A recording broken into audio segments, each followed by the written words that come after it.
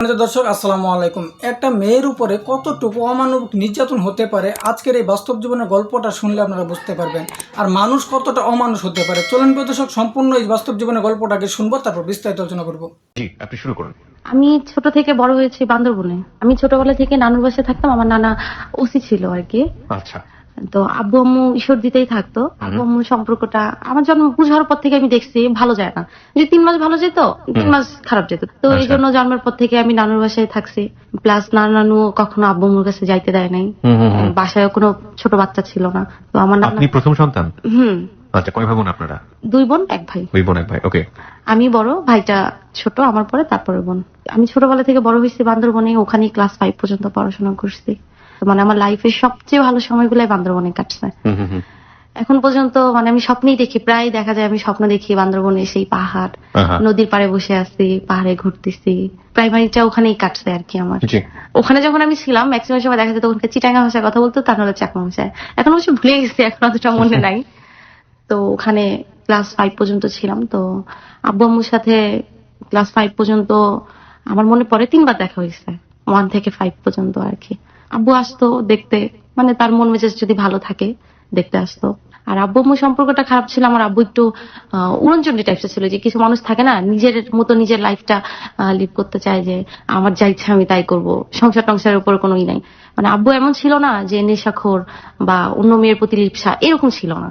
আর তার দেখা যেত উপার্জনের টাকা সেই ঘুরে ঘুরে শেষ করতো। আম্মুর সাথে প্রবলেম ছিল এটা নিয়ে।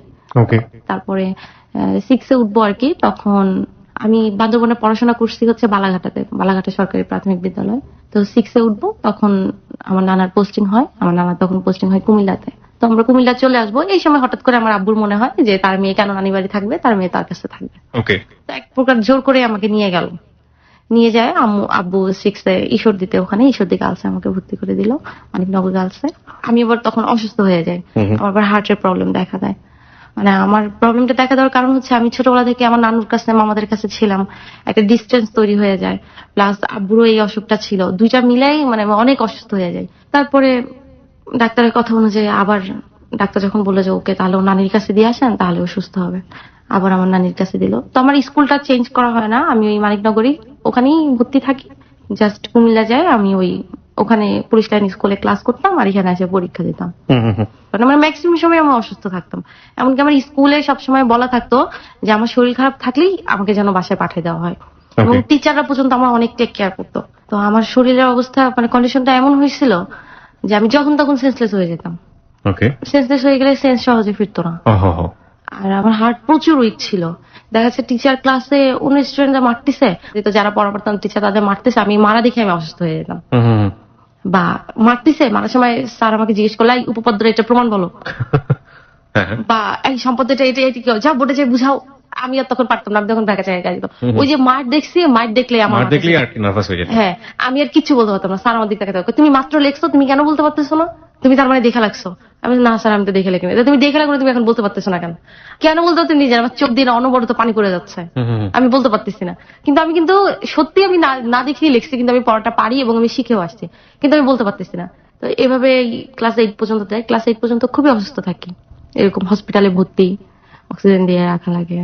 এর ভিতরে আবার রিমোটেড ফিভার হয় আমার, মানে একটার পর একটা আমার লাগে থাকে। এটা লেগে থাকার কারণ হচ্ছে ওই যে আমার নানুর কাছ থেকে আমার নিয়ে আসছে, আমার যে একটা মানে মেন্টালি একটা প্রেশার পড়ে গেছে যে আমাকে কেন নিয়ে গেল জোর করে। আর আমি আমার দাদু বাড়ি থাকবো না, ছোটবেলা থেকে থাকছি আমি ওখানে। দাদু বাড়ি মফস্বল এলাকা ছিল, আমি ওখানে যাই নিজেকে মানায় নিতে পারতাম না। ড্রেস আপ, চলাফেরা, এভরিথিং, সবকিছুতেই দেখা যেত আমাকে নিয়ে অনেকে অনেক রকম কমেন্টস করতো, আমি কেন এরকম ড্রেস পরি, কেন এমন চলি, এরকম হতো। দাদুর বাসাতে এরকম কোনো সমস্যা ছিল না, দাদুর বাসাতে সবাই অনেক ভালো, মফস্বল এলাকা যেটা হয়ে থাকে আর কি। তো ক্লাস 8 পর্যন্ত এইভাবে চলে। ক্লাস 9 এ ওঠার পরে অতটা অসুস্থ হইতাম না আর কি। তখন পড়াশোনারও প্রেশার বেশি, সায়েন্স নিলাম, ফাঁকিবাজি তখন আবার অনেক বেশি হয়ে গেছে। দেখা যেত কি সায়েন্সের ক্লাস আলাদা, আমরা 4টা পিরিয়ড করে, আর্টস কমার্স একসাথে সবাই মিলে 4টা পিরিয়ড করে তারপর সায়েন্সের ক্লাসে চলে যেতাম। এরপরে আবার মধ্যে যদি ইসলাম শিক্ষা ক্লাস করতে এই রুমে এই ক্লাসে আসা লাগতো, আমি আসতাম না। আমি করতাম কি, ক্লাসে বসে বসে ওই আমাদের ওই সায়েন্সের ক্লাসে বসে বসে আমি ঘুমাইতাম। ক্লাসের রুমের ভিতরে একটা ওয়াশরুম ছিল, তো ওইটা ইউজ করতো না কেউ। আমি সুন্দর করে ওইটার ভিতরে বাসা থেকে পেপার টেপার নিয়ে যাই, সুন্দর করে ভিজতাম। খুব সুন্দর করে পেপার টেপার দিয়ে বালিশ বানায় ওই ফিজিক্স কেমিস্ট্রি ক্লাসে দেখা যেত অনেক সময় পড়া শিখি নাই, ফাঁকিবাজি করতাম তো প্রচুর, পড়া শিখি নাই বা দূর ক্লাস করবো না, প্রচুর ঘুম আসতেছে বা রাত্রে জায়গায় জায়গায় প্র্যাকটিক্যাল করছে টরছে আঁকছি টাকছি, ঘুমাইতে পারি নাই, এখন ঘুমাবো, আমি সুন্দর করে আমার ব্যাগ ট্যাগ নিয়ে দিয়ে আমি ওয়াশরুমের ভিতরে ঢুকতাম, ঢুকে সুন্দর করে আরামে শুয়ে থাকতাম। তো এইরকমই আর কি, এরকম ছোটখাটো অনেক দুষ্টুমি করতাম। টিচাররা অনেক আদর করতো। আদর করার কারণ ছিল কি, মানে আমি দুষ্টুমি করলেও মানে খুব টিচারদের সাথে খুব সহজে মিশে যেতে পারতাম আর কি। আচ্ছা, আর মিথ্যা বলা এরকম ছিল না, মানে যা বলতাম টিচারদের সামনে সরাসরি সত্য কথাই বলে ফেলতাম, মুখে যেটা আসতো বলে ফেলতাম। খুব হাসি খুশি স্বভাবের ছিলাম আর কি, আর খুব চঞ্চল ছিলাম, খুবই চঞ্চল। আমি সাথী, আমরা দুজন সবচেয়ে বেশি দুষ্টুমি করতাম। এই মেয়েদের পিছনে পোস্টার লাগানো, এটা ওইটা লেখা, তারপর চুইংগাম লাগাই দেওয়া, ওর টিফিন চুরি করা, টিফিন চুরি করে খাওয়া, কে ওয়াশরুমে যাচ্ছে খেয়াল রাখা, দেখি ওয়াশরুমে গেছে আস্তে করে টিফিনটা বের করে টিফিন চুরি করে খাওয়া। তো জিজ্ঞেস করতে কে খাইছে। এক সময় একটা টাইম মানে হয়ে গেছে আমরা দুইজন, যে কারো টিফিন হলে এরকম করে তাকাই দেখতো যে এই দুইটাই নিশ্চয়ই করছে। আমরা আবার করতাম কি, আমি বিশেষ করে কমই সাথী, ও হচ্ছে পাউডার নিয়ে যেত মুখে দেওয়ার ট্যালকম বাইরে। ওকে। টিফিন পিরিয়ডে করতে কি, এই পড়াটা রিভাইজ দিয়ে ও রিভিশন দিয়ে ও করতে কি মুখ টুক ধুয়ে আসে মুখে পাউডার মাখতো। তা বলতো তুইও একটু মাখ মাখ, আমি কি না, আম্মু বাসায় গেলে আম্মু তো আবার বলবে কি তুই মুখে পাউডার মাখছিস, স্কুলে যায় পাউডার মাখা কি করস, পরে আম্মু বকা দেবে মাখ মাখ কিচ্ছে। আবার আমরা যাওয়ার সময় কত ঘামছি দেখি না। পাউডার মাখার মানেটা কি, মানে মাখলে কি হয়? পাউডার মাখার মানে হচ্ছে মুখ অনেক তেল তেলে হয়ে গেছে, অনেক ঘামে আছি, একটু পরে স্কুল ছুটি দেবে, মানে মাঝে টাঝে মানে স্কুল থেকে বের হবো আর কি, মানে একটু ভালো লাগবে দেখতে, ফ্রেশ লাগবে। ওকে। এর ভিতর আমার মাথায় বুদ্ধি আসলো, আচ্ছা পাউডার মাখাও কি, চকের গুঁড়াও তো পাউডারের মতো লাগে। পরে আমি ব্ল্যাকবোর্ডে চক ঘষতাম বা টেবিলের চক ঘষতাম, ঘষে ওটারে পাউডার বানাতাম, মারায় আমি ক্লাসে সবাই বলতাম একটু পাউডার মাখ পাউডার মাখ, বলতো পাউডারের গন্ধ নাই কেন, আমি কারে বলিস এটা তোমার মামা দিচ্ছে, এটার কোনো গন্ধ নাই, যেই পাউডার নাকি স্মেল থাকে না ওই পাউডার অনেক ভালো হয় ত্বকের জন্য। এরকম। আচ্ছা। এরপর অনেক সময়, এটা হচ্ছে নাইটের কথা বলতেছি, মানে খুবই দুষ্টুমি করছি। তো অনেক সময় হয়তো কি বৃষ্টি হচ্ছে, তো স্কুলে গেলে যাদের শরীর বেশি ভিজে যায় তো জামা কাপড়, তো টিচাররা প্রত্যেক রুমে রুমে যায় দেখতো কার বেশি বৃষ্টিতে বেশি ভিজছে, যদি যারা বেশি ভিজে যায় তো তাদের বলতো তোমরা বাসায় চলে যাও, আর বাসা যদি কাছে হয়তো বলতো কি তাহলে বাসা থেকে আরেকটু ড্রেস পরে চলে আইসো, কয়েকটা পিরিয়ড করতে পারো। তা আমি করতাম কি, আমার বান্ধবী ছিল সাথী করে বলতাম কি একটা কাজ করে চল কলের পাড়ে যাই, কলের পাড়ে যাই গায়ে পানি ঢালে আসবো। তারপর গায়ে পানি ঢালতাম, পানি ঢালা বলতাম স্যার দেখেন স্যার অনেক ভিজে গেছে স্যার, ঠান্ডা লেগে যাবে। তারপর নাকে এরকম আঙ্গুল দিয়ে এরকম শিশির করলে তো হাঁচি চলে আসে, তো একটা হাঁচিয়া দিতাম এরকম ভাবে। তারপর এরকম ছুটি নিয়ে আমরা স্কুলের পিছন দিক দিয়ে সারা রাস্তা ঘুরতাম, হাঁটতাম, অমুকের গাছের এটা পায়রা খেতাম, তমুকের গাছের এটা পায়রা খেতাম। অনেক সময় টিফিন পিরিয়ডে ছুটি নিয়ে নিতাম। তো ছুটি নিয়ে এরপরে ঈশ্বর দিতে তো মানে সবারই জানার কথা, ওইদিকে তো আম লিচু কাঁঠাল ইগডোবার ফলনটা কিন্তু বেশি, তো ওখানে তো বাগানটাও বেশি। তো আমরা স্কুলের পিছন গেট দিয়ে বের হইতাম, বের হয়ে ওই দিক দিয়ে ওই খেয়াল করতাম কার লিচু পাহারা দিচ্ছে, কোন লোকটা একটু বুড়া মানে একটু বয়স্ক আর কি, বয়স্ক হলে একটু মানে ফাঁকি দিতে একটু সুবিধা হবে। তো এরকম দেখে একদিন করলাম কি, এক মুরব্বীকে যাই বলতেছি সালাম দিয়ে যে আসসালামু আলাইকুম দাদা ভালো আছেন, বলতেছে হ্যাঁ তোমরা কে চিনলাম না তো, মানে ওখানকার ভাষায় বলতেছে। আমার দাদু বাড়ি হলেও আমি মানে ওখানকার ভাষাটা ওইভাবে বলতে পারি না। আচ্ছা। বলতেছি যে আপনি আকমল ব্যাপারী চেনেন না, তো হ্যাঁ চিনি, তো কি হয়েছে, আমরা তো আকমল ব্যাপারীর নাতি, তো কি হয়েছে, যে আমার দাদা তো এরকম লিচু দিতে বলছে 100, তো 100 লিচু দিতে বলছে, হ্যাঁ তাহলে দাঁড়াও পাইরে দেয়, আমি দেন 100 লিচু দিতে বলছে বাসায় যাওয়ার সময় নিয়ে যেতে। মানে আমরা আগে খবর নিয়েছি যে ওই গাছের অরিজিনাল মালিক হচ্ছে আকমল ব্যাপারী। আচ্ছা। আর সে হচ্ছে ওই যে প্রত্যেক বছরে মানে একজনের কাছে ওই যে লিজ দেয় না, মানে মনে করেন আমার গাছ থাকলো আমি আপনাকে এই বছরের ফলনটা আপনার কাছে বিক্রি করে দিলাম, এরকম আর বুঝতে পেরেছি। হ্যাঁ। তো এরকম 100 লিচু দিল, আমরা দুজন তো আরাম এসে সারা রাস্তা হাঁটতেছি খাইতেছি, একদম খায়াটে এত মানে জিভা টিব্বার অবস্থা 12টা বাজে যেত, তারপরেও খাইতাম। আরেক গাছের আম চুরি করতাম, ঢেল দিয়া আম পাড়তাম, কাঁচা আম। তো আমাদের ওইদিকে তখন নতুন বিশ্ব হচ্ছিল আর কি, তো আমরা ওই রাস্তা দিয়ে না এসে ওই নতুন বিশ্ব রোড দিয়ে হাঁটতে অনেক দূর হইতো, বিশ্ব রোড দিয়ে গেলে তারপর ওই রাস্তাতে টাইম পাস করার জন্য হাইটা আসতাম, বৃষ্টি হলে বৃষ্টিতে ভিজতাম, গরুর গাড়ি দেখলে গরুর গাড়িতে উঠতাম, হ্যাঁ লাফাই উঠতাম। কোনো বান্ধবীর বাসা পড়লে ওই বান্ধবী যদি স্কুলে না যেত ওর বাসায় যেতাম, আরে তুই নাকি অসুস্থ তুই স্কুলে যাস নাই কেন, তোরা স্কুল থেকে ছুটি, আরে ছুটি চেয়ে নিছি, ভাবলাম এদিক দিয়ে যাইতেছি তোর বাসা হয়ে ঘুরে যাই, দুপুর হয়ে গেল ওর বাসা থেকে পর ওই বাসায় লাঞ্চ করতাম। এই এভাবেই আর কি ক্লাস 10 পর্যন্ত কাটে। তারপরে তো সামনে এসএসসি পরীক্ষা। এসএসসি পরীক্ষার আগে আমি আবার ঘোরতর হঠাৎ করে অসুস্থ হয়ে গেলাম, ওই টেনশনে আর কি। মানে এসএসসি পরীক্ষা টেনশনই অসুস্থ। মানে আমি কোনো টেনশনই করতে পারতাম না।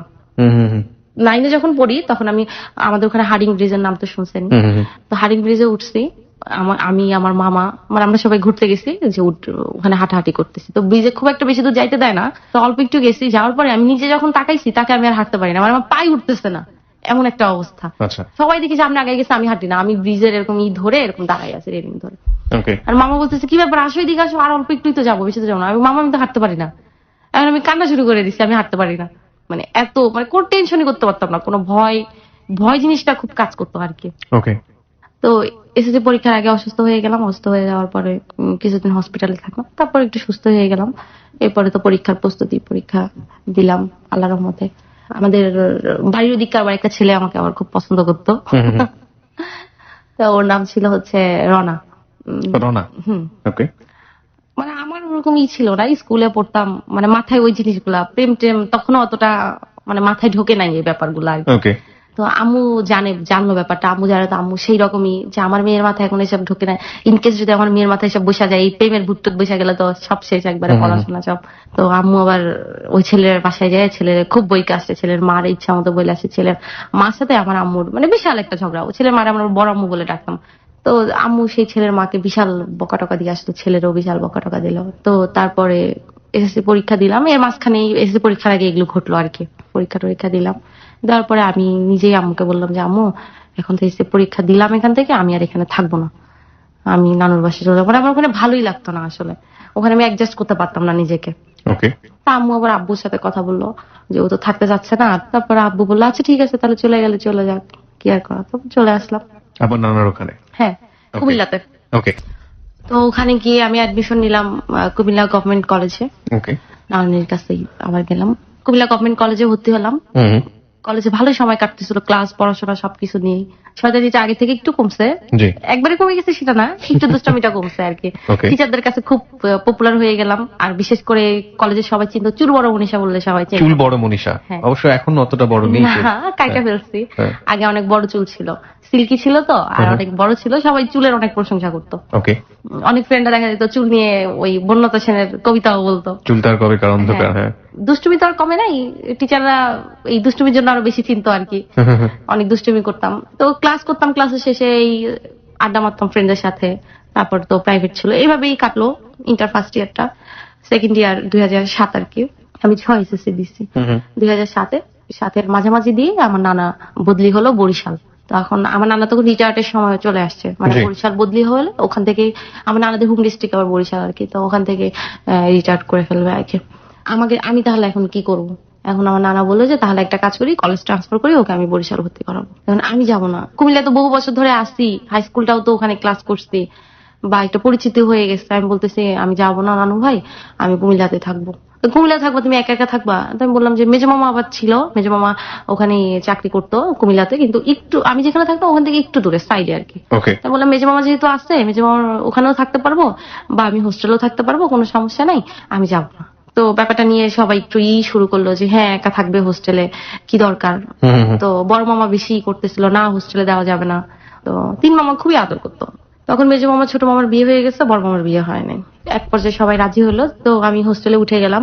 আমার রুমমেট আমরা ছিলাম 3 জন, আমি, নিপা আর মিমি ছিল। আমরা 3 জন একই সাথে পড়তাম, একই ক্লাসমেট ছিলাম।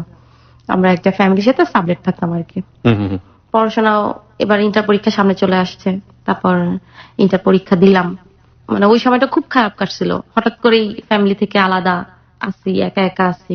আমি একটা কথা বলতে ভুলে গেলাম, ওটা হচ্ছে যে আমার নানার বদলি হওয়ার আগে 6 মাস আগে হঠাৎ করে আম্মু এরকম ফোন দিয়ে খুব কান্নাকাটি। তো আম্মু, আমার নানি বলতেছে কি ব্যাপার, কি হয়েছে? যে আব্বুর কথা বলতেছে যে আব্বু অনেক মারছে আম্মুকে, খুব কান্নাকাটি করে। মানে আম্মু এই পর্যন্ত কখনোই আমার নানির কাছে আইসা আমার আব্বুর ব্যাপারে বা আমার দাদুদের ব্যাপারে কখনো কোনো কমপ্লেন করতো না, মানে যাই হইতো সে কখনো বলতো না, মা চিন্তা করবে যেন বলতো না।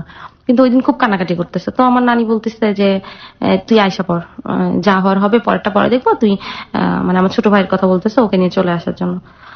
তারপরে আম্মু বলতেছে দেখি তাহলে। আম্মু আবার তখন চাকরিও করতো ওখানে।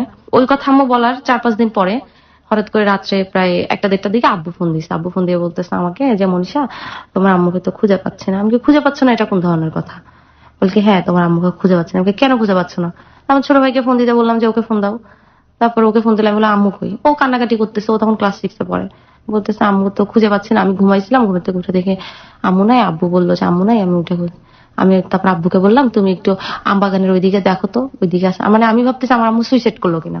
রাইট, সবারই তাই চিন্তা ভাবনা আসছে মাথায়। হ্যাঁ। আমার মাথায় আমি বললাম তুমি একটু ওইদিকে যাই দেখো তো। অনেককে আমি বললাম, আমার ছোট ভাই যে যাই দেখতো আম্মু নেই। তো যাই দেখলো না আম্মু নেই।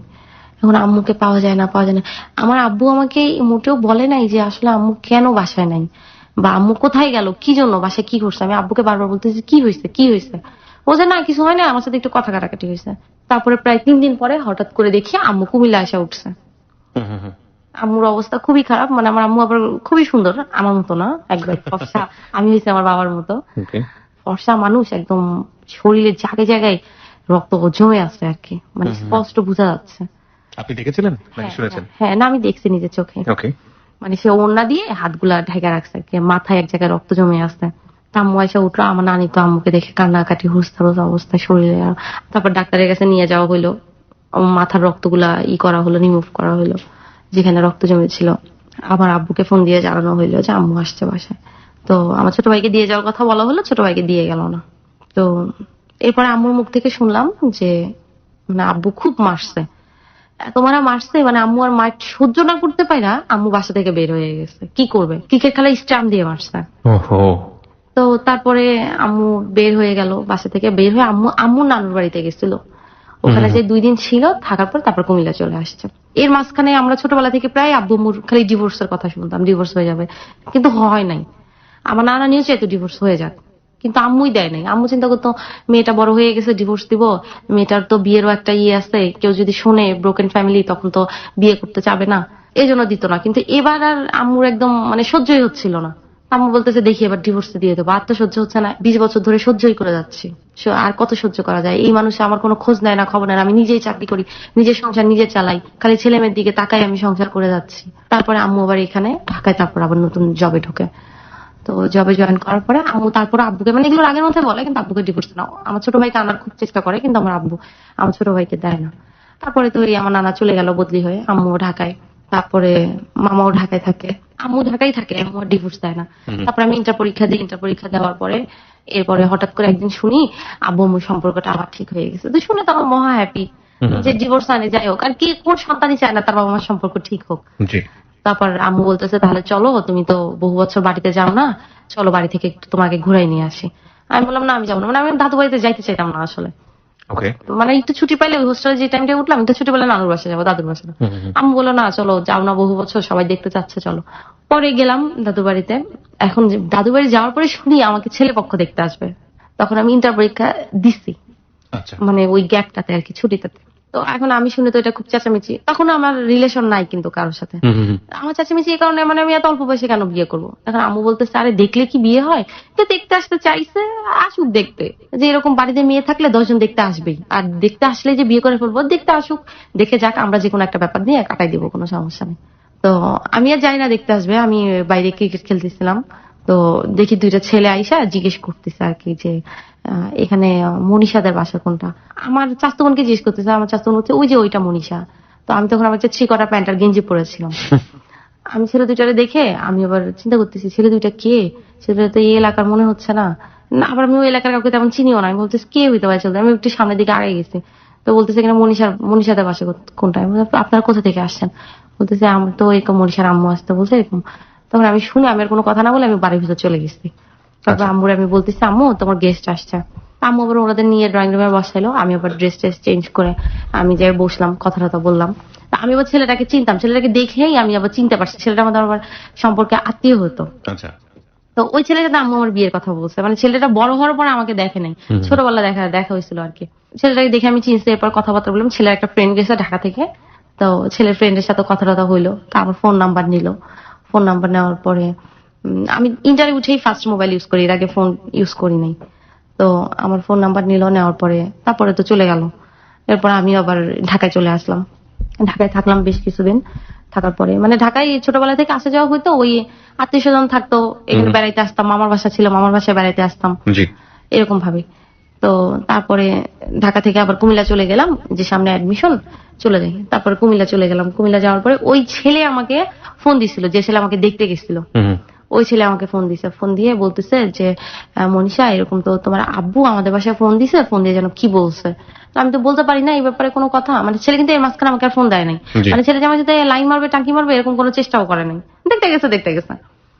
তারপরে এই কথা বলে আমি বললাম যে আমি তো জানি না। আমি আচ্ছা ঠিক আছে, আমি আম্মুকে ফোন দিচ্ছি। আম্মুকে ফোন দিয়ে বললাম আম্মু আব্বু নাকি ওই ছেলেদের, যে ছেলে আমাকে দেখতে গেছিল ওই ছেলের বাসা নাকি ফোন দিচ্ছে, কি নাকি বলছে। আম্মু বলতেছে আমি তোর সাথে পরে কথা বলতেছি, মানে আম্মু মেজাজ খুব খারাপ হয়ে আছে বুঝলাম। একটু পরে আম্মু ফোন দিল, ফোন দিয়ে আম্মু আমাকে বলতেছে হ্যাঁ তোর আব্বু এরকম কাজ করছে, ওই ছেলের বাসায় ফোন দিছে, ফোন দিয়ে বলছে কি উল্টাপাল্টা কথাবার্তা বলছে। মেয়ের বিয়ের কথা যেখানে হয়েছে সেখানে কি কেউ উল্টাপাল্টা কথাবার্তা বলে? হ্যাঁ, আমি এরকম পাগল মানুষ না, আমি কয়দিন সংসার করবো যার মাথাটা তাই ঠিক নাই, কোনো ব্যাপারে কোনো সেন্স নাই। হ্যাঁ, ওখানে বিয়ে হোক আর না হোক, কিন্তু ওখানে যে একটা কথা বললো আমার নামে কিংবা তোর নামে, যে ফালতু কথা, যে আমার মেয়ে বিয়ে করবে না বা আমার বউয়ের সাথে আমার এরকম সম্পর্ক, বউ এরকম সেরকম, এগুলো বললে আমার তো ওখানে একটা মান সম্মানও থাকে, বিয়ে হলে হোক না হলে না হোক, আত্মীয়তার ভিতরে। জি। তো আম্মু খুবই ফেড আপ হয়ে গেছে ব্যাপারটা নিয়ে, এত মেজাজ খারাপ হয়েছে আম্মুর যে আম্মু এবার ডিভোর্স দিয়েই দিবে, এবং আম্মু ডিভোর্স দিয়েও দিল। এই আপনার বিষয়টাকে কেন্দ্র করে? হ্যাঁ, মানে আব্বু ব্যাপারটাকে এত বড় করছিল, আর আব্বু এত বাজে বাজে কথা বলছিল ব্যাপারটা নিয়ে, মানে আম্মু খুবই রাগ হয়েছে। বুঝতে পেরেছি। যে আর সহ্যের তো মানে মানুষের একটা সহ্যের সীমা থাকে, এবার তো আর সহ্য হচ্ছে না আম্মু ডিভোর্স দিয়ে দিল হঠাৎ করেই। আম্মু আমাকে ফোন দিয়ে বললো আমি তোর আব্বুকে ডিভোর্স দিয়ে দিচ্ছি। আমি শুনে মানে মনে হলো মানে আমি আসমানের পথে করলাম, এতদিন তো খালি শুনতাম ডিভোর্স দিবে, হঠাৎ করে দিয়ে ডিভোর্স নিয়ে ইনফ্যাক্ট ভয় তৈরি হয়ে গেছে, ডিভোর্সটা কি, রাইট? হ্যাঁ, ডিভোর্স দিয়ে দিল। আর ডিভোর্স দিয়ে দিল শুনে মানে আমি টোটালি শকড, যে ডিভোর্স দিয়ে দিল, আর আব্বু কেন এই কাজটা করলো। আমরা চাইলাম আব্বু আম্মু সম্পর্কটা এতদিন পরে ঠিক হয়ে গেল, এখন এই কাজটা করলো, আব্বু কেন করলো কাজটা। আমি আব্বু তো মেয়ে সম্পর্কে কেউ এই ধরনের কাজ করে, আর বিয়ে ওখানে আব্বুর পছন্দ না, বা আমিও চাচ্ছি না। আব্বু এই ব্যাপারটা আম্মুকে বলতো যে তুমি ওখানে বিয়ে দিও না, আমি তাহলেই তো হইতো, এত কিছু করার কি দরকার ছিল। রাইট। তো তারপরে আমি আব্বুর কাছে ফোন দিলাম, ফোন দিয়ে বললাম যে আব্বু তুমি কাজটা কি ঠিক করলা, এখন যে এরকম একটা ব্যাপার হয়ে গেল, আম্মু তো ডিভোর্স লেটার পাঠাই দিচ্ছে, এখন কি করবা তুমি, আমাদের লাইফটার কি হবে, আমরা কার কাছে থাকবো।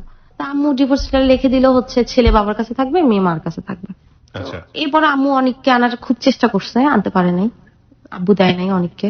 তারপরে আমি কুমিল্লাতে অ্যাডমিশন নিলাম ভিক্টোরিয়া কলেজে ডিগ্রিতে। তারপরে আমি পড়াশোনা শুরু করলাম আবার, আর মাথার ভিতরে এরকম এসব টেনশন আসতেই, এই যে ডিভোর্স হয়ে গেল, এটা তো একটা আব্বু আম্মুর রিলেশন হয়ে গেল, মানে বিশাল একটা ব্যাপার, মানে মনের উপরে খুব বড় একটা চাপ সৃষ্টি হলো আর কি। সারাক্ষণই মন মেজাজ খারাপ থাকতো, ম্যাক্সিমাম সবাই মন মেজাজ খারাপ থাকতো, যে এটা কি হলো, আমাদের লাইফটা কি হলো। ছোটবেলা থেকে নানু বাড়ি থাকলাম, বাবা মার ভালোবাসা পাইলাম না ওরকম, আবার এমন একটা ব্যাপার ঘটে গেল, কি হবে লাইফটার। তারপরে আমি তখন হোস্টেলে উঠলাম, ওখানে হোস্টেলের নাম ছিল নাহার মঞ্জিল, মানে আমরা যে সাইডে থাকতাম ওই সাইডটা পুরাটাই মেয়েরা থাকতো, আর যে বিল্ডিং এ থাকতাম ওই বিল্ডিং এ পুরাটা মেয়েরা থাকতো। একটা রুমে 4 জন 3 জন 2 জন এরকম রুম ছিল, তো আমরা 4 জনের রুমে থাকতাম। আমি ফার্স্টে যখন উঠলাম নাহার মঞ্জিলে, তখন আমার রুমমেট ছিল আমি, নাজদিন, শিরিন আপু। অ্যাডমিশন নিলাম, তারপর পড়াশোনা শুরু করলাম। পরে আমি আবার প্যারামেডিক্যালে ভর্তি হলাম। ওকে। হঠাৎ করে মনে হলো যে না, একজন বললো এক ফ্রেন্ড যে প্যারামেডিক্যালে কোর্স করতে পারছিস, তুই তো সায়েন্স স্টুডেন্ট ছিলি, বেটার হবে। আর আমার পড়াশোনাটাও আসলে হচ্ছিল না, কারণ হচ্ছে ওই যে মাথায় ওই প্রেশার, মানসিক একটা চাপ, মানে পড়াশোনায় মনোযোগ বসাতে পারছিলাম না। দিন দিন দেখা যাচ্ছে আমার সবকিছু মানে ভালো করবো কি, আমার খারাপ হয়ে যাচ্ছে সবকিছু। প্যারামেডিক্যাল ভর্তি হলাম, পড়াশোনায় অনেক ব্যস্ত হয়ে গেলাম, ভাবলাম যে এটা নিয়ে নিজেকে ব্যস্ত রাখি। এবং আমি প্রচুর কিন্তু ওই যে দুষ্টুমিটা কিন্তু করতাম হোস্টেলে, আমি এত দুষ্টুমি করতাম, মানে আমি নাকি হোস্টেলে না থাকলে কারো নাকি ভালোই লাগতো না, মানে আমার দুষ্টুমি করার কারণটাই থাকতো কিন্তু ওই একটা ব্যাপার, মানে সবকিছু থেকে নিজেকে ভুলায় রাখা। তো প্যারামেডিক্যালে ক্লাস করতাম হচ্ছে দুপুর থেকে, আর অনার্সে ক্লাস করতাম সকাল থেকে। তো একদিন ওটা হচ্ছে 2009 এর কথা আর কি, আমার 3 তলায় কর্নি নামে আমার এক ফ্রেন্ড থাকতো। তো ও বললো যে আমি তো তখন প্রেম টেম করতাম না, এমনি জাস্ট ফ্রেন্ড সার্কেল ছিল, মানে ওরকম ফ্রেন্ড না যে বয়ফ্রেন্ড ছিল ওরকম না, ফ্রেন্ড। তো ও বললো যে মনীষা আমার এরকম একটা ফ্রেন্ড আছে, ও তোমার সাথে কথা বলতে চাচ্ছে। আমি কথা বলতে চাচ্ছি, কথা বলাই দিও, সমস্যা নেই। বলে কথা বলতে চাচ্ছে কি, আমি পরিচয় করাই দিব, তুমি কথা বলে। আমি বললাম আচ্ছা ঠিক আছে। তো একদিন পরিচয় করাই দিল, ওর নাম হচ্ছে নাজমুল। হ্যাঁ, ওকে। তো তো পরিচয় করে দিল, ও হচ্ছে বিজিএম থেকে মার্চেন্টাইজিং কমপ্লিট করছে তখন। তখন আপনি ইন্টারমিডিয়েটে পড়েন? না, তখন আমি অ্যাডমিশন নিলাম মাত্র, ইন্টারমিডিয়েটে অ্যাডমিশন নিচ্ছেন? ইন্টার কমপ্লিট করে ফেলছি। করে কোথায় অ্যাডমিশন নিলেন? এটা ভিক্টোরিয়াতে, কুমিল্লাতে। কুমিল্লাতে? মানে আমি আর কুমিল্লা ছাড়লাম না, কোন কুমিল্লাতেই সাবজেক্টে? কোন থাকলাম। সাবজেক্টে? প্যারামেডিক্সে? না, প্যারামেডিক্সে তো ভর্তি হলাম, পাশাপাশি আমি ডিগ্রিতে ভর্তি হলাম। ডিগ্রিতে ভর্তি হলেন, ওকে। তো তারপরে ভর্তি হলাম, এরপরে ওই নাজমুলের সাথে পরিচয় হলো। পরিচয় হওয়ার পরে কথাবার্তা শুরু হলো ফোনে, এই হাই হ্যালো কথা আর কি, কেমন আছি, ভালো আছি, এগুলো এক কথা দুই কথা এভাবে। এটা 2009 এর কথা। জি। তো তারপরে এভাবে কথা বলতে বলতে ওর সাথে আমার খুব ভালো একটা সম্পর্ক হয়ে যায়। ও আমাকে একদিন প্রপোজ করলো যে ও আমাকে, ওর ভাল লাগে, ও আমার সাথে প্রেম করতে চায়। তারপরে আমি বললাম যে আসলে প্রেম করবো কিনা জানি না, ভাল লাগে কথা বলতে পারি। তো এরকম ভাবে কথা বলতে থাকি, যাই হোক দুজনের ভিতরে একটা প্রেম প্রেম সম্পর্কই হয়ে যায় একটা টাইম। তো তারপরে এটা 2009 এর শেষের দিকে। তো জি। আমি ওকে আমি বললাম যে দেখো তুমি আমার সাথে প্রেম করতেছো, বা আমিও এরকম আমাদের একটা রিলেশন আছে, রিলেশনটা কত দূর যাবে, কত দূর বলে, তুমি কতদূর নিতে চাও। আমি কতদূর নিতে চাই, মানে আমি তো ওরকম মেয়ে না যে আজকে এক ছেলের সাথে প্রেম করলাম, ভাল লাগলো না ছেড়ে দিবো, কালকে একটা ছেলের সাথে প্রেম করলাম, ভাল লাগলো না ছেড়ে দিবো। আর আমার সাথে তুমি কথা বলে বুঝতেও পারছো আমি এরকম টাইপসের মেয়ে না। আমি তারপর বললাম যে দেখো আমার লাইফে এরকম এরকম প্রবলেম, ব্রোকেন ফ্যামিলি বা এরকম, এখন তুমি হচ্ছে তোমার বাবার একমাত্র ছেলে, এখন তোমার ফ্যামিলি থেকে কি মাইনা নিবে এগুলো সব? যদি এরা মাইনা নেয় তাহলে আমি সামনে আগাবো, আর যদি মাইনা না নেয় তাহলে বাবা আমাদের রিলেশন এখানে ব্রেকআপ করে দেওয়াটাই বেটার। ওকে। ও বললো যে তাহলে আমি এখনই বাসায় বলবো, পরে বলে। বললাম না, পরে কেন, আমি কথা বলতে বলতে এমন সময় হবে তোমার উপর আমি অনেক দুর্বল হয়ে গেলাম, তখন তো আমি সরে আসতে পারবো না, তখন আমার লাইফের কি হবে? তুমি তোমার মতো তোমার বাবা মার কথা শুনলা, কিন্তু আমার লাইফের কি হবে? তারপর ওকে আমি অনেক প্রেশার দিলাম, প্রেশার দিয়ে আমি ওকে বাসায় বলাইলাম। বাসায় বলানোর পরে ওর বাসা থেকে, ওর বাবা মার একমাত্র ছেলে ছিল আর কি, ওদের আর্থিক অবস্থা অনেক ভালো ছিল সব দিক দিয়ে। বাবা প্রফেসর ছিল চাঁদপুরের কচুয়াতে, বঙ্গবন্ধু কলেজের প্রফেসর ছিল, মাও শিক্ষিত ছিল। তো ওদের ফ্যামিলি থেকে ওরা চাচ্ছে না, ওদের ফ্যামিলির কথা হচ্ছে যে না, আমরা ব্রোকেন ফ্যামিলি কোনো মেয়ে নিয়ে আসবো না, আমাদের একটা মাত্র ছেলে, আমরা ব্রোকেন ফ্যামিলি মেয়ে নিয়ে আসবো না। ও কথাটা আমার কাছে ফার্স্ট একটু লুকাই গেল, পরে আমি প্রেশার দেওয়ার পর বললো যে হ্যাঁ আমার বাসা থেকে এরকম রাজি না। রাজি না যখন বাবা, তাহলে তোমার মতো তুমি থাকো, আমার মতো আমি থাকি, আমি এই রিলেশন আর সামনে আগাইতে চাই না। তো ওকে আমি না বলে দিলাম, ও মানতে রাজি না। না আমি তোমার সাথে রিলেশন ব্রেক করবো না। আমি কেন ব্রেক করবো না? আমি যেভাবে হোক আমার ফ্যামিলিকে ম্যানেজ করবো। আমি তাহলে ম্যানেজ করি, তুমি আইসো, তুমি আমার সাথে রিলেশন কন্টিনিউ করতে, সমস্যা কি? আমি এখানে কি জোর জবরদস্তি নাকি রিলেশন নিয়ে? তুমি বলো আমি যেভাবে হোক আমার ফ্যামিলি ম্যানেজ করবো। আমি তুমি যখন ফ্যামিলি ম্যানেজ করবো তুমি তখনই আইসো, এর আগে তোমার আসার দরকার নেই, আর এর আগে তোমার আমার সাথে যোগাযোগ করার দরকার নেই। যোগাযোগের সমস্যা কি? আপনি যোগাযোগের সমস্যা তো আমি যত তোমার সাথে কথা বলবো আমি তত উইক হয়ে পড়বো তোমার উপরে। তো একটা সময় দেখা যাবে কি তোমার ফ্যামিলি থেকে রাজি হলো না, আর তোমার সাথে আমি কথা বলে যতটুকু বুঝতে পারছি আসলে তুমি তোমার ফ্যামিলির অমতে যাবো না। আমি অমতে যাবো না, আমি ফ্যামিলিকে রাজি করে আসবো। আমি আচ্ছা ঠিক আছে তুমি রাজি করে আইসো। তো ওটার সাথে ওর সাথে আমার এরকম তর্ক বিতর্কই হয় বলতে গেলে। তো সময়টা একটু খারাপই যায়, মানে খুব খারাপ লাগে যে আমি ফার্স্ট থেকে আসলে আমি এমন চাই নাই আমার লাইফে। আর প্রেম টেমি করছে না, এরকম প্রেমই যেহেতু হইলো তাহলে এরকম হইলো কেন?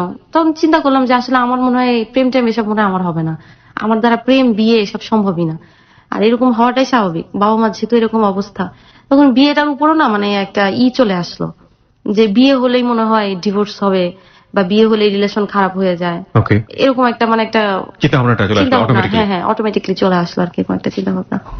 মনে করলাম তা লাইফে বিয়েই করবো না, এর থেকে বেটার এরকম একাই থাকা। তো হোস্টেলে খুব ভালো সময় কাটতো, মানে যারা আপুরা ছিল খুবই আদর করতো আমাকে, মানে খুব টেক কেয়ার করতো তারা আমাকে, খুব মজার সময় কাটাইছিল হোস্টেলে আর কি।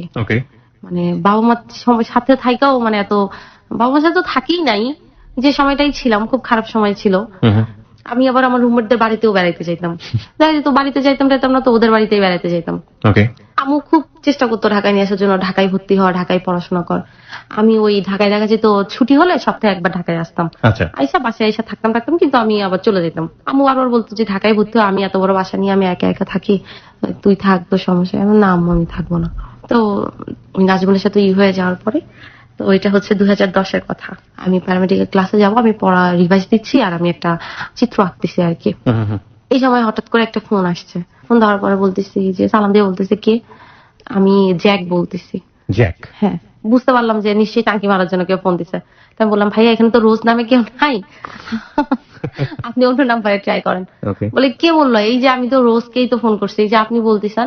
তারপরে বললাম যে না ভাই আপনি রং নাম্বারে ফোন দিচ্ছেন, আসলে আমি তো মনীষা বলতেছি। মানে আছে না যে ফোন করলে করে বলবো আমি, আর আমার হচ্ছে ক্লাস কিছুক্ষণ পরে পড়তেছি, রিভাইজ দিচ্ছি, এই জিনিসটা মাথায় ঘুরতেছে। তখন আমি বলছি দেখেন ভাইয়া আপনি যেই হন আপনি পরে ফোন দেন, এখন না। আমি ভাবতেছিলাম আমার আবার কাজিনরা অনেক সময় ফোন দিয়ে ফাজলামি করতো, তো ভাবতেছি এরকম পড়ে, আমি আপনি যেই হন আপনি আমাকে সন্ধ্যার পরে ফোন দেন। লাইনটা কাটিয়ে দিচ্ছি। 10 মিনিট পরে দেখি আমি আবার পড়তেছি, 10 মিনিট পরে আবার ফোন দিচ্ছি। ফোন দেওয়ার পরে আমি বলতেছি যে কি ব্যাপার ভাই, আপনি বারবার ফোন দিচ্ছেন কেন? বলতেছে আপনি কে এটা বলেন তো। আমি বলতেছি যে আমি যেই হই। আপনি কে? তারপর বলতেছে আমি তো বললামই আমি জ্যাক। আমি বললাম ভাই আপনি তো বললামই আপনি এখানে রোজ তো নাই, যেখানে আছে আপনি ওখানে খোঁজ করেন। ওকে। বলতেছে আমি তো এখানেই খোঁজ করতেছি। আমি বলছি এখানে তো নাই রে ভাই। আমার বলতেছে আপনি কি করেন? আমি বলি, দেখেন ভাইয়া আপনি যাকে ফোন দিচ্ছেন সে ঠিক আছে, আপনি রোজকেই ফোন দিচ্ছেন, কিন্তু ফোনটা হচ্ছে আমার আপার। আমি হচ্ছে এই বাসায় কাজের মেয়ে, আমি কাজ করি এই বাসায়। আর ওকে। তো আপা তো হচ্ছে একটু ওয়াশরুমে গেছে, আপনি পরে ফোন দেন। তো তাহলে আপনি কেমন কাজের মেয়ে, আপনি তো আপনার মালিকের ফোন ধরছেন? আমি তো ওনার দেখাশোনা করি, আমি ওনার ফোন ধরতেই পারি। এটা ও তাই নাকি? আমিও তো এই বাসায় দারোয়ান বুঝছি।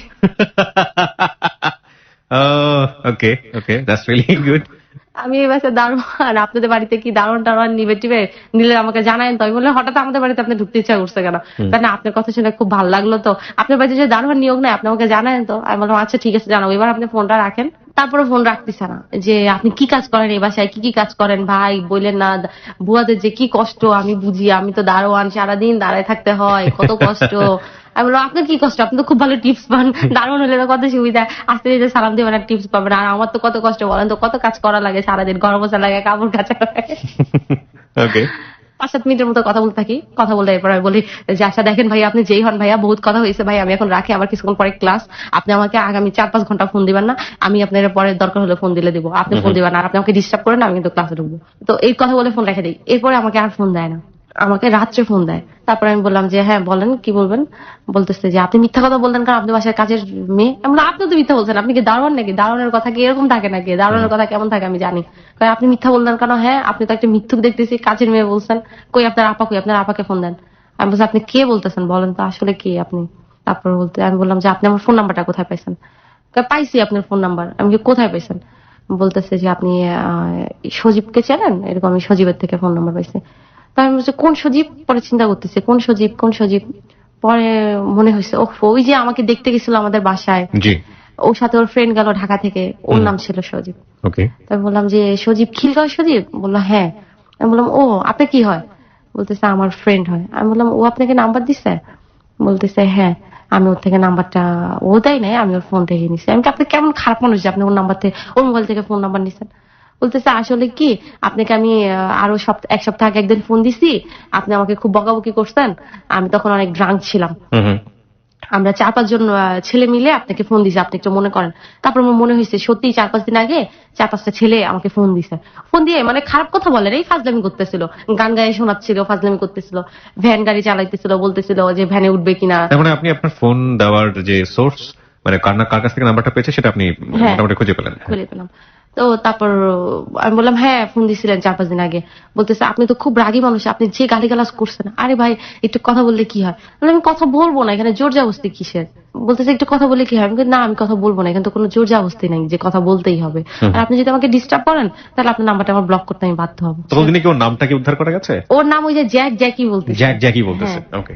তো উনি অনেক ভদ্র ভাষায় কথা বলতেছে, মানে খুব জেন্টাল আর কি। তখন বলতেছে যে আমি কি আপনার সাথে খারাপ ভাবে কথা বলতেছি? আপনি এভাবে কথা বলতেছেন কেন? আমি বলছি আপনি কি কারোর সাথে বাজি ধরছেন? সত্যি করে বলেন তো।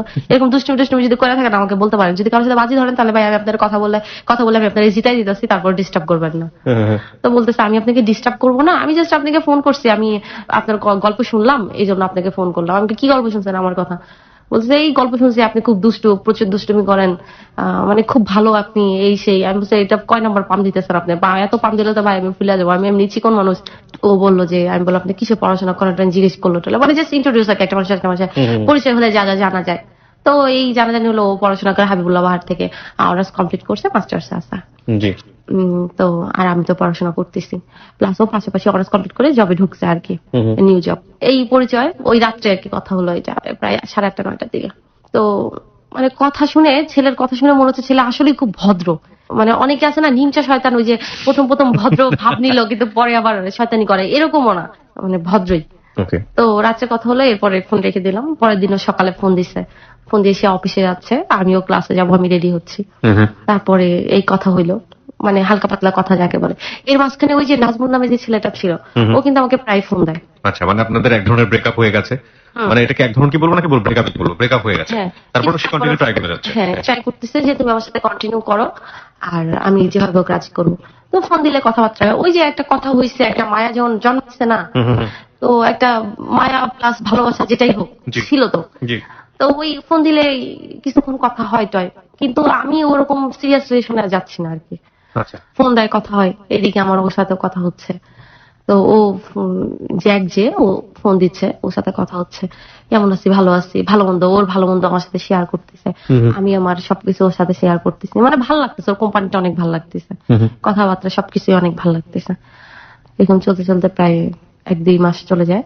আমি বলি, আচ্ছা এবার সত্যি করে বলো তো তোমার রিয়েল নাম কি? তারপর বললাম আমার নাম হচ্ছে Johnny, Nuruzzaman Johnny. Nuruzzaman Johnny. হ্যাঁ। আচ্ছা। বাসা খিলগাঁও, তিতোপাড়া। এটা হচ্ছে 2010-এর শেষের দিকে। তো খুব ভালো একটা সম্পর্ক হয়ে যায় জনির সাথে আমার, খুব ভালো ফ্রেন্ডশিপ হয় ওর সাথে আমার। মানে ততদিন আপনাদের দেখা হয়নি দুজন? না, দেখা হয়নি। আচ্ছা। তো আমার আবার বেস্ট ফ্রেন্ড যে ছিল ওর নাম হচ্ছে নয়ন। আমরা ছোটবেলার ফ্রেন্ড ছিলাম। জি। এটা আমাদের মানে ওর বাড়িও পাবনা ছিল। তো আমি এবার ওর সাথে সবকিছুই মানে বেস্ট ফ্রেন্ড যেহেতু সবকিছু তো শেয়ার করবোই, সবকিছু ওর সাথে শেয়ার করতাম। আর কুমিল্লাতে আমার বেস্ট ফ্রেন্ড ছিল, ওর নাম ছিল বাঁধন। তো ওদের সাথে আমি এবার জনির ব্যাপারটা শেয়ার করলাম। তো বললো যে তোর কি প্রপোজ করছিস? আমি না, প্রপোজ করে নাই বা প্রেম টেম করবে এরকম কোনো ভাব নাই ছেলে। আছে না অনেক ছেলেরা ফোন দিল, 2-3 মাস কথা বললাম বা 2-4 দিন কথা বললাম, ভাল লাগতেছে বা আই লাভ ইউ টা লাভ ইউ বলে ফেলে। এই ছেলের ভিতর না এরকম কোনো ভাবই নাই, জানোস। মানে আমি টোটালি শকড যে একটা ছেলে কথা বলতেছে একটা মেয়ের সাথে, কোনো ভাবই নাই, মানে প্রেম টেম করবে এরকম কোনো ভাবই নাই, আচ্ছা। বা প্রপোজ করবে এরকম কোনো ভাবই নাই। মানে কথা বলতেছে, ভালো লাগতেছে, কথা বলতেছে, ফ্রেন্ড, খুব ভালো ফ্রেন্ডের মতো। ওর ভালো মন্দ শেয়ার করতেছে, আমিও শেয়ার করতেছি, এরকম আর কি। মানে ভালো লাগতেছে কথা বললে, যে যাই হোক অ্যাটলিস্ট এরকম একটা ছেলে পাওয়া যেত, টাকি টাঙ্কি মারার কোনো চিন্তা ভাবনা নেই। হ্যাঁ। তো নয়নের সাথে শেয়ার করলাম। নয়ন আর আমার লাইফে যা হতো আমি সবকিছু আমার ফ্রেন্ড নয়নের সাথে শেয়ার করতাম এখন পর্যন্ত, এখন অব্দি। এরপরে ওর সাথে কথা চলতে থাকে, এটা 2010-এর শেষের দিকে। তো এর মাঝখানে কিন্তু আমাকে নাজমুলও ফোন দেয়। নাজমুল আমাকে প্রায় ফোন দেয়, মানে ওর ফোনটা লাগাতার প্রতিদিন থাকে না, ওর ফোনটা হঠাৎ মঠাৎ একদিন ফোন দিল।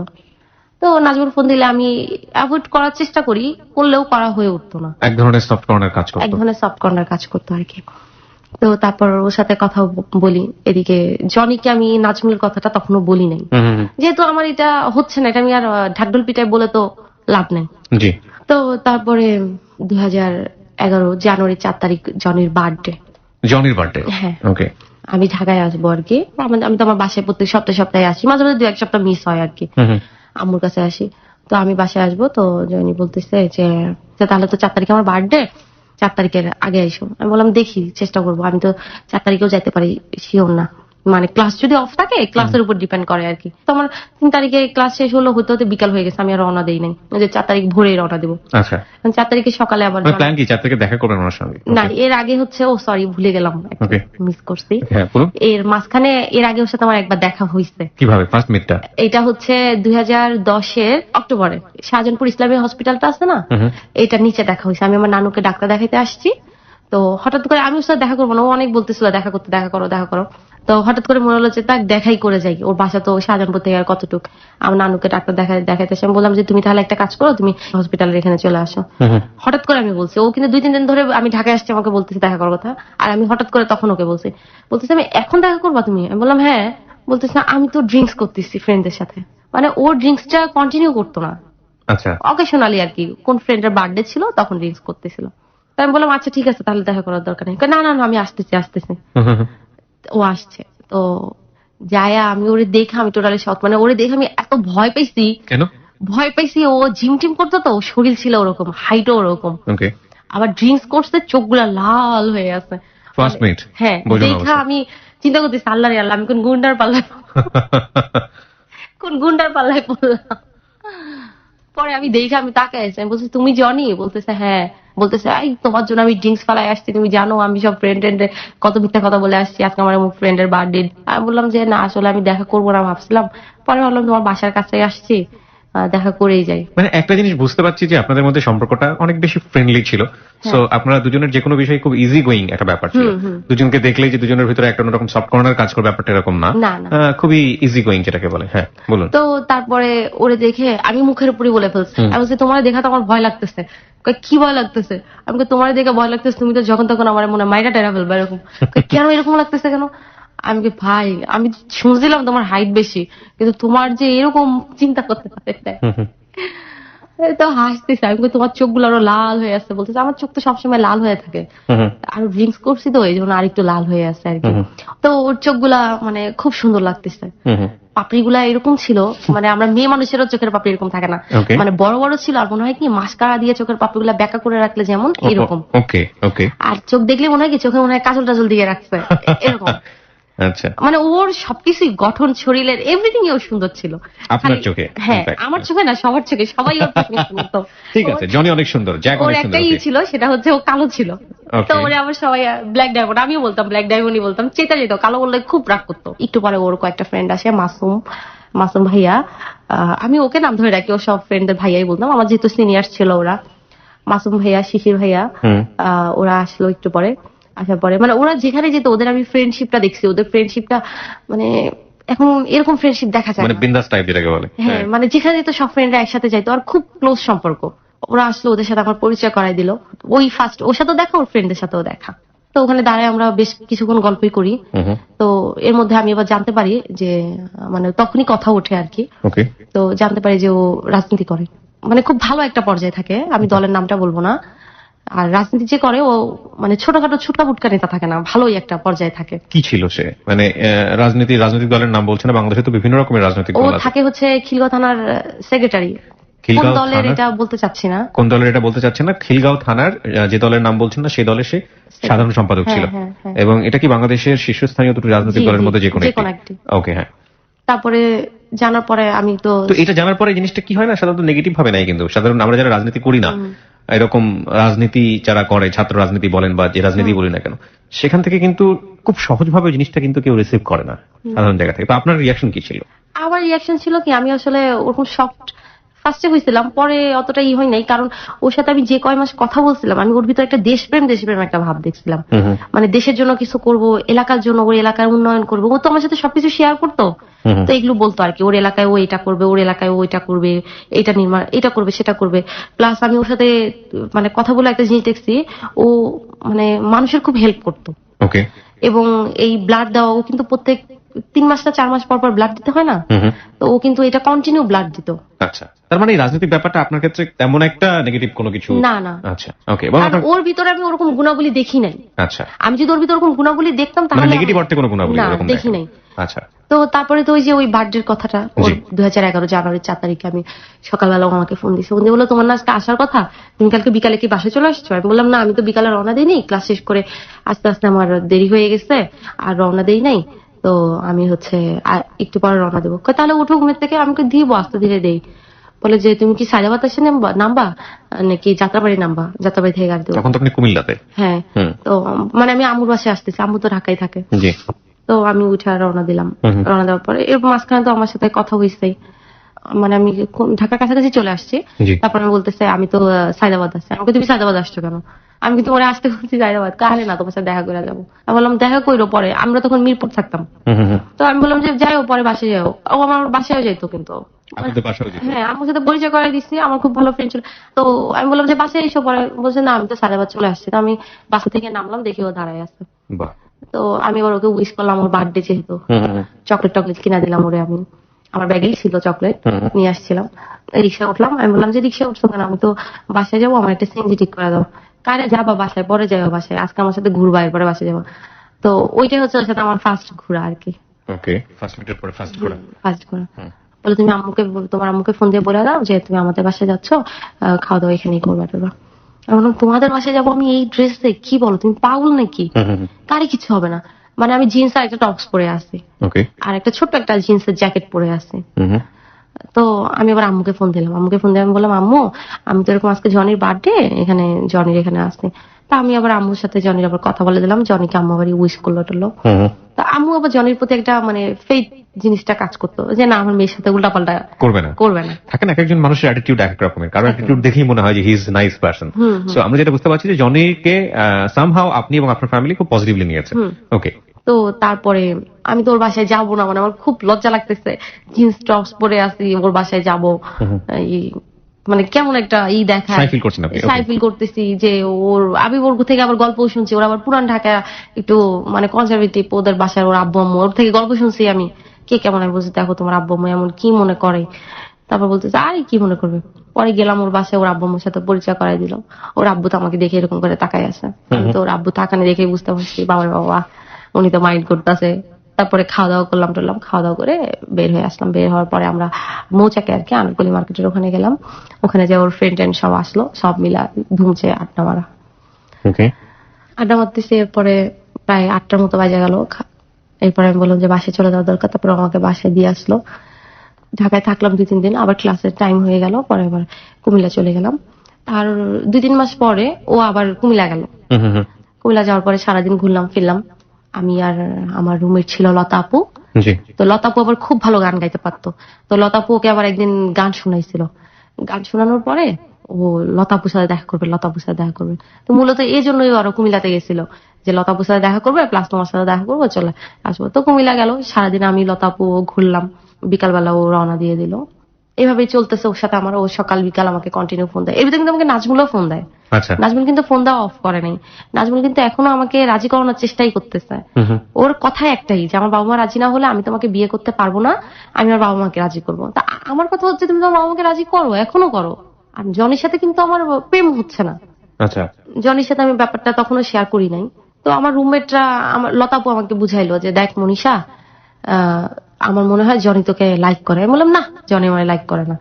তো লতাপু বলতেছে আরে মনীষা, জনি তোরে লাইক করে, ও তোকে কখনো বলবে না, ও ওরকম টাইপের ছেলে না, মানে তুই 8-10টা ছেলের সাথে ওরে মিলাইস না। বললাম করলে করুক, আমার তোর বলে না। কয় তুই একটা কাজ করতি, নাজমুলের সাথে করে ফেলে। আমি তো নাজমুলের সাথে আমি ব্রেক করে ফেলছি, ও যদি আমাকে ফোন দেয় আমার কি করার আছে। তারপরে লতাপা আমাকে বুঝাচ্ছে যে মনীষা, তো লাইফের তো এমনিতেই এরকম অবস্থা, জনি যদি তোকে প্রপোজ করে তুই রাজি হয়ে যাস। আমি আরে লতাপু কি বলো, ও রাজনীতি করে, ওর লাইফের কোনো সিকিউর আছে, প্লাস না সম্ভব না। আর ওর বাবা মাও যে রাজি হবে এর কিসের গ্যারান্টি। লতাপু আমাকে বলতেছে দেখ মনীষা, জনি এমন একটা ছেলে, আমার মনে হয় যে জনি যদি তোকে প্রপোজ করে তো রাজি হয়ে যাওয়া উচিত। এবং জনি নাজমুলের মতো ওই কাজটা করবে না, বা ওই কথাটা বলবে না যে আমার বাবা মা রাজি হলে তোমাকে বিয়ে করবো, তা না হলে না। জনি এমন একটা ছেলে যে ও তোকে অনেক হ্যাপিও রাখবে, প্লাস ও সবকিছু ঠিক করে ও তোকে